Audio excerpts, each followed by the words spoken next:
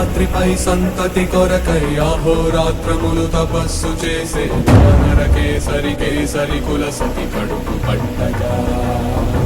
జనించినాడొక అసమాన బలోద్ధతుడు సంయుతుడు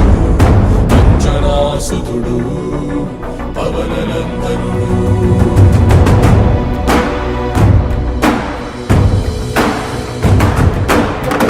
కిరణముల ఉదయాత్ముని గని అది పండిన తీయని పంటను కొడు సూర్య మండలము పట్టి తినాలని ఊళ్ళూరే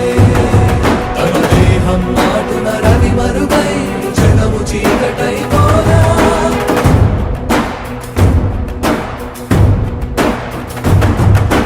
అది అమరేంద్రుడు గమనించి తన ఐరావతమది రోహించి ఆంజనేయుని సమీపించి తన వజ్రాయుధమును విసరగా అది పవననందనుని హనువుని తాకా చిందిన రక్త బిందువే విద్యుద్వేగంతో ధరణి స్థలి వంద కడలిలో చచ్చి 100 కడలి అట్టడుగున గల శ్రీరా